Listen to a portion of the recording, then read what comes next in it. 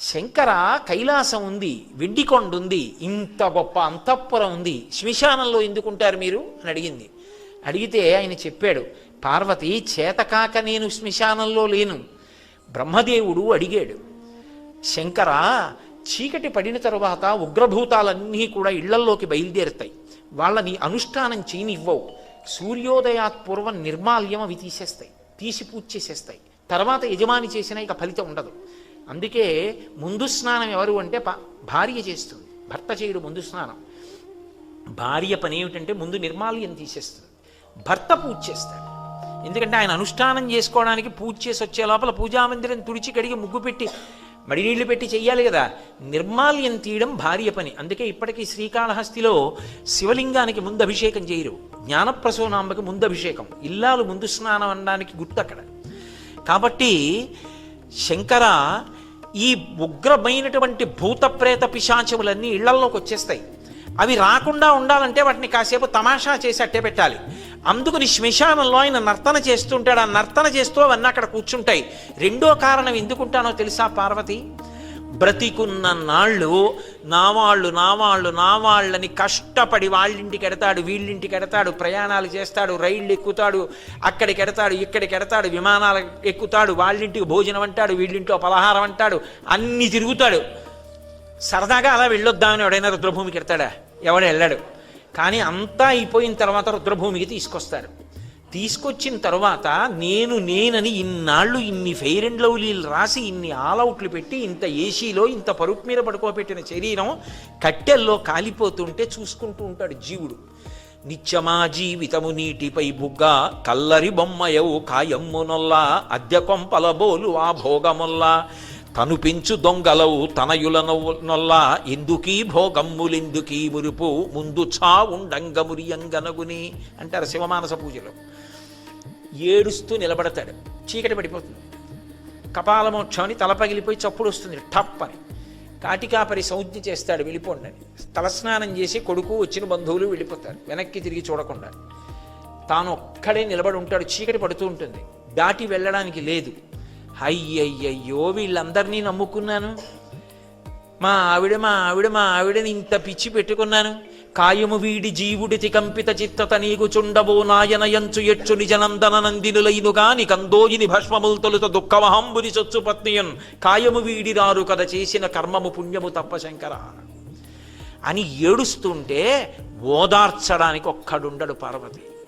చచ్చినవాడు 100 మాటలు చచ్చిపోతాడు భయంతోనని, నేనున్నాను రా బెంగ పెట్టుకోకు, ఇంకొక శరీరం ఇస్తానులే ఒళ్ళు దగ్గర పెట్టుకో అని ఓదార్చడానికి అక్కడ ఉన్నాను. అంతేకాని నాకు ఇల్లు లేక ఆవాసం లేక అక్కడ లేనివాడను కాను ఈశ్వరి, తండ్రిని, నా దయ అది అన్నాడు. అంతటి మహానుభావుడు ఆయన. దయ మనకి ఎరుకలోకి వచ్చిందనుకోండి, ఆయనతో అనుబంధం తెలిసిందనుకోండి, ఒక విషయం అర్థమవుతుంది, ఆయన శాశ్వతుడు. ఎందుకని? దానికి గుర్తు ఆయన మెడలో ఉన్న పునుకల మాల. అక్కడ కదా బయలుదేరేటో తిరిగాను. ఆయన మెడలో పుర్రెల మాల ఎందుకు వేసుకుంటాడంటే, ఎవరూ ఏదో బంగారం గొలుసు చేసి ఇచ్చేవాళ్ళు లేక కాదు, అసలు బంగారం ఆయన వీర్యం. మీరు రామాయణం జరిగితే బాలకాండలో షణ్ముఖోత్పత్తిలో అర్థమవుతుంది. కానీ ఈ సృష్టి అంతా కూడా ఆయన మహాప్రళయంలో లోపలికి తీసేసుకున్న తర్వాత మళ్ళీ సృష్టి చేసేటప్పుడు మొదట బ్రహ్మగారిని సృజిస్తాడు. సృజించి వేదం ఇచ్చి సృష్టి చేయడం మొదలుపెట్టు అంటాడు. అందుకే ఇప్పటికీ తమిళనాడులో కుంభకోణం అని ఒక క్షేత్రం. ఆ క్షేత్రం ఎందుకు వచ్చిందంటే, ఈ సమస్త బ్రహ్మాండములు లయమైపోయిన తరువాత ఒక కుంభం అంటే ఒక కుండలో ఏం చేస్తాడంటే, మళ్ళీ పునఃసృష్టి జరిగేటప్పుడు ఓషధులు భూమి మీద పడాలని అమృతం పోసి అందులో ఓషధులు పెట్టి కుండ వదిలేస్తాడు. అది ప్రళయ జలాల మీద తేలుతూ వెళ్ళిపోతుంటుంది.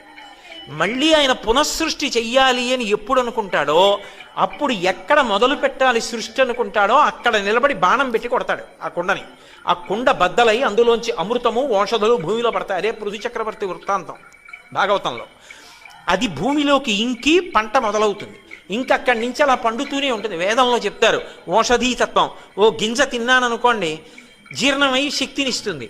ఇన్ని వడ్లు తీసుకెళ్లి భూమిలో వేసామనుకోండి, మళ్ళీ ఇన్ని కంకులు వచ్చి ఇంత ధాన్యం వస్తాయి. ఓషధీతత్వం అంటారు. అలా ఓషధీతత్వం అమృతంతో కలిసి భూమిలో మళ్ళీ పెరిగేటట్టుగా అనుగ్రహిస్తాడు.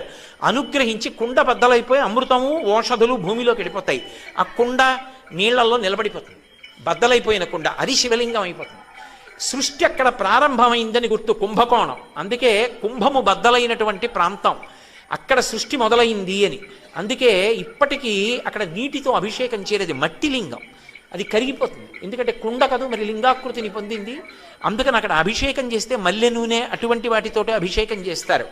కాబట్టి మళ్ళీ పునః సృష్టి చేసినప్పుడు ముందు బ్రహ్మగారిని సృజించి ఆయనకి వేదం ఇచ్చి సృష్టి చేయమని చెప్తాడు.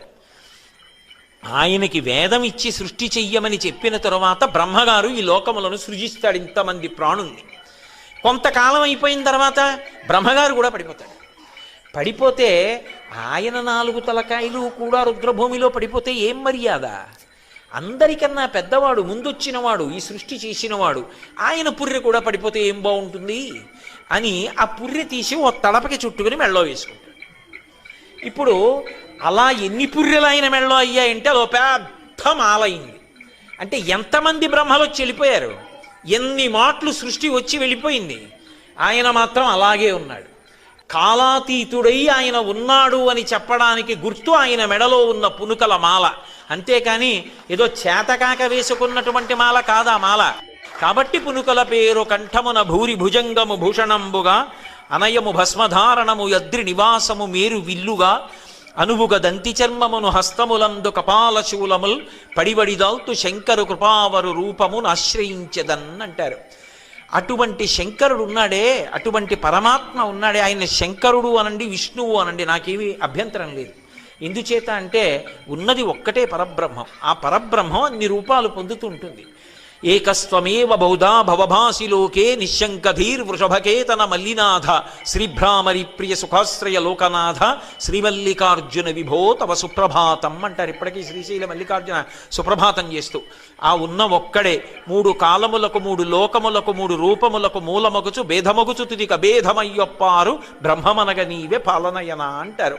ఆ ఒక్కడే బ్రహ్మ అవుతాడు, విష్ణు అవుతాడు, శివుడు